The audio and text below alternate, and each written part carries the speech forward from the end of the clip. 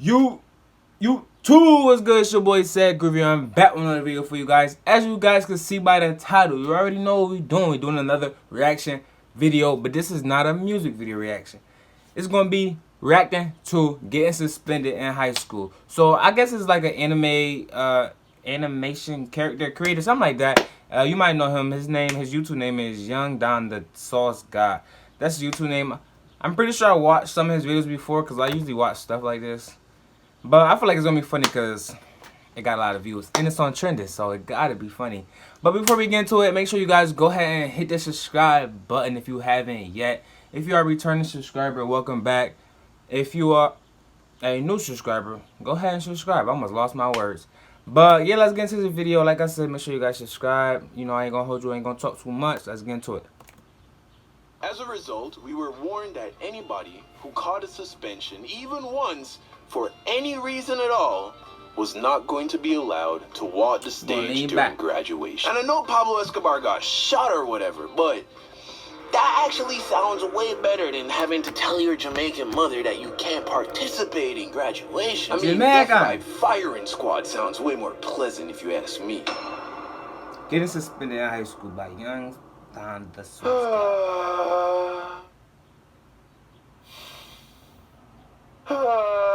That's how I be when I be hella bored. What the fuck is wrong with this thing? Yo, you good? I'm bored. So then go do some, nigga. The fuck? Are you 12 now or something?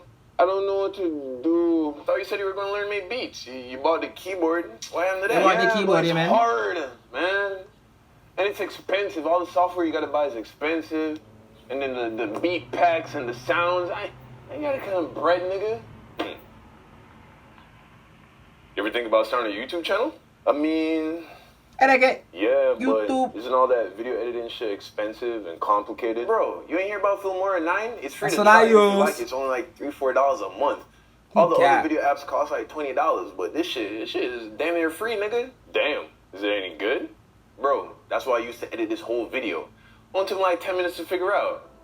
No cap. Right, let me show you. If you're new to video editing, Filmora 9 is the best software for you. Do everything from split screens to recording your screen, editing your clips using green screens, and advanced color correction. The color correction, that's my favorite part. They got a ton of preset effects, and you can go to their online stock library, Film Stocks, to download high quality audio, images, footage, and After Effects. Use my download link in the description and try it free today. Yeah, I got a double back and shut. If y'all don't know, that's what I use. So I almost didn't graduate high school in Jamaica because the dean of discipline of my school caught me selling candy during morning devotion. Why is that a problem, I know most of you watching live in America, so morning devotion, dean of discipline, these might be unfamiliar terms to you. Now, for the uninitiated, grew up in Jamaica, graduated Jamaican high school at 16, moved to America, did junior and senior year in Florida, and then graduated American high school. But this story is in the Jamaican high school, so stick with me. That makes sense. There are a lot of differences between high school in Jamaica and high school in America. So basically in Jamaica, he did freshman year, sophomore year, in Jamaica. He graduated at 16. Then he came to America and did junior year and senior year. That's crazy, and graduated. That's like, I don't know. That's different though. I never heard high school in Jamaica, everybody wears uniform. In America, you pretty much wear whatever you want. Jamaican public school, we start the day off with morning devotion, where we sing praises, clasp our hands, close our eyes, and pray to the good Lord Jesus Christ. In American high school, you make TikToks with your buddies, or whatever the fuck you niggas are doing in 2020. Oh, that's right, y'all niggas in Zoom class. That's right. In American public school, all throughout the campus, you have these large, magical boxes where, for just a little bit of pocket change, you can get just about any snack or drink that your little heart desires. In Jamaica, it's a little different. When I was going to school, we didn't have vending machines on the campus. Instead, we have street vendors, people with carts that they fill with snacks and drinks and all kinds of shit. And they push it down the street, and that's where you go when you want to buy a snack. And in a lot of ways, it's better than a vending machine because you can't negotiate with a vending machine. If it costs $1.25 for the Doritos, you better have $1.25. With the street vendors, shit, they'll take $1.15. Anyway, what this means is that the only time you can get any food, snacks, candy, drinks during school in Jamaica was during your 45-minute lunch period. Because street vendors pushing their carts down high school hallways during class time would be ridiculous. Which means if you didn't bring snacks to school or you didn't stock up during lunchtime, during the rest of school, you pretty much have no way to get any food, especially snacks and especially candy. This created what I like to call a snack vacuum, where other kids saw an oppressive school rule that prevented you from getting candy during class time. I saw a business opportunity. And to be fair, I didn't come up with the idea. I saw this other kid selling Jolly Ranchers out of his backpack to my classmates, and immediately I actually wanted to do that though, no cap. I wanted to buy mad candy, like those big old boxes that you get from like Wegmans or wherever you guys live, probably Publix, whatever. It comes like varieties of like different candies and just sell them in school and make mad bread. I think I'm gonna do that if we go back. Nah, actually no, Corona. Yeah, I was like, yo, that's a lot of money. I could be doing that. So I went up to the kid and I asked him where does he get the candy. He told me that he buys it in bulk at a wholesale.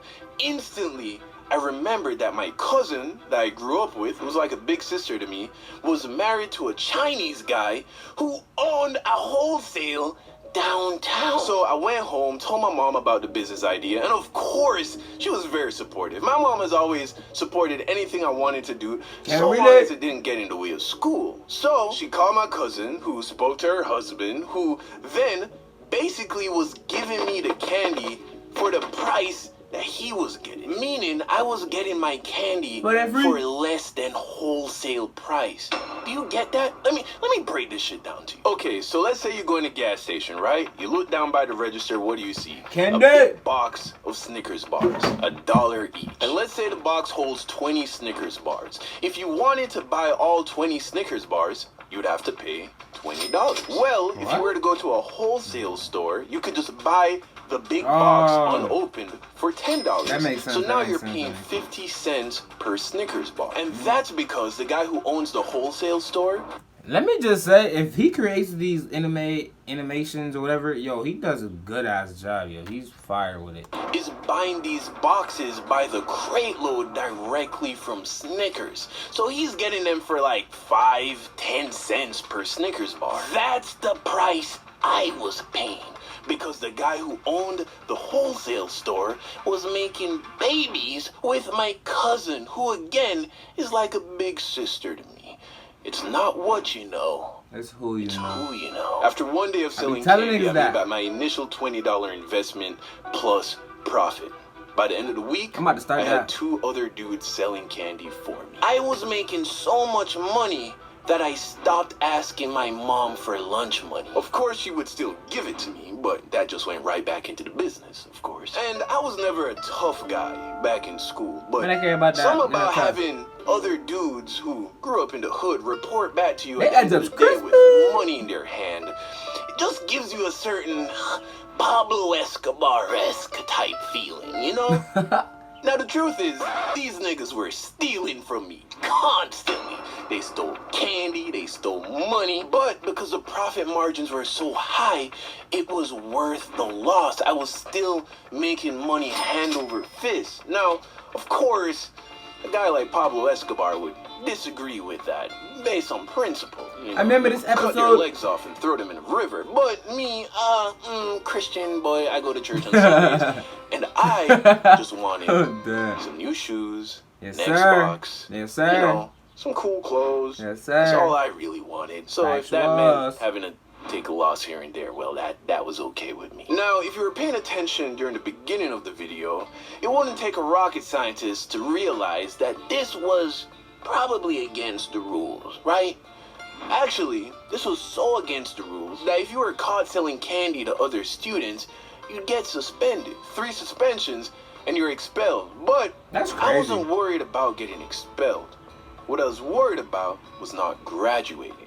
You see, my senior year of high school in Jamaica, was on record the most disobedient, disrespectful, unruly graduating class to have ever come out of art in high school. At least according to the dean of discipline, the music teacher, the principal, and everybody else who we were supposed to be listening to. As a result, we were warned that anybody who caught a suspension, even once, for any reason at all, was not going to be allowed to walk the stage during graduation. And I know Pablo Escobar got shot or whatever, but that actually sounds way better than having to tell your Jamaican mother that you can't participate in graduation. I mean, death by firing squad sounds way more pleasant if you ask me. Them foreign niggas, I'm trying to tell you, So one morning, during morning devotion, I was chilling at my desk when one of my homies and classmates, Peter, looks over to me and gave me that look. It was that, hey, got any candy look? And of course, by now, everybody knew I was the plug. And my gut told me that it was too early to start selling. You know, I mean, if for no other reason than the fact that it's the Lord's time. I mean, we're supposed to be praying to God right now. Pray to God. Here I am slinging illegal candy under his nose. So Peter comes over to my desk, hands me like, I don't know, 25 cents, which probably back then got you about a few Jolly Ranchers, you know, just enough to hold you over till lunchtime. I discreetly pass Peter his edits is so fire, and as I'm pulling away my hand, I look up, and who do I see staring me in the soul? The dean of discipline. Instantly, my heart drops. I put my hands in my pocket, and I look down at my desk, and I'm just hoping that he did not realize what just occurred. But he was not a fool. All I hear is, Mr. Hines, to the front of the classroom, please. Fuck. I start walking to the front. Whoa, whoa, Mr. Hines, don't forget your bag. Bring that too. As a matter of fact, here, give it to me. I'll keep it safe. And we walk to his office, and we get to his office. He sits me down, opens the bag, sees the candy. Mr. Hines, are you aware of the consequences of being caught soliciting candy during school hours? Yeah. So then you know you will not be walking the stage with the graduating class? Yeah. And you have nothing to say for yourself? Damn. When I don't show up to school next week, ask my mother where my body's buried. Oh. Mr. Hines, you know, I thought you were much smarter than this. I'm also aware that you're an okay student. You don't really get in trouble. So here's what I'm willing to do, Mr. Hines.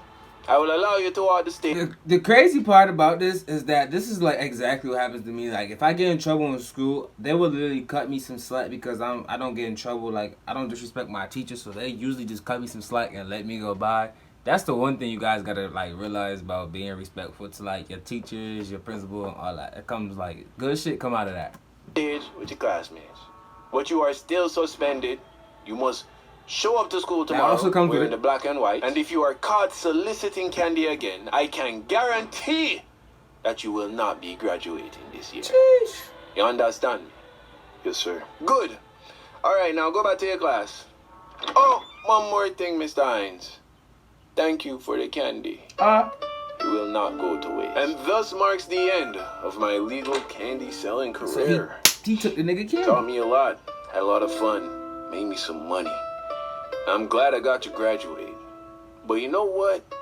Even if I didn't, I'm glad I did what I did. Because Principles no risk, bro. no reward. And sometimes the greatest reward is finding out that you have the balls to take the risk in the first place. Yes, sir. Yeah. Is that there? That kind of sounded good. We gotta go. Baby, we're wasting our time trying to decide where we should go. Alright guys, that's the end of the freaking video. We just got to the end. I actually liked this. Like, I might react to more. If y'all like these videos, I like these little reaction videos, I'm gonna react to more because I got nothing but time on my hands. You know, I got nothing going on. I got no life. I got no girlfriend. Got no job. But I still make money. But yeah, that's playing. But yeah, that's basically the end of the video. If you guys like this video, let me know. Leave a comment down below. Subscribe to the channel if you haven't already. We gonna knock these bangers out. It's your boy Sad Groovy. I'm gone. Stay tuned for more videos. Peace.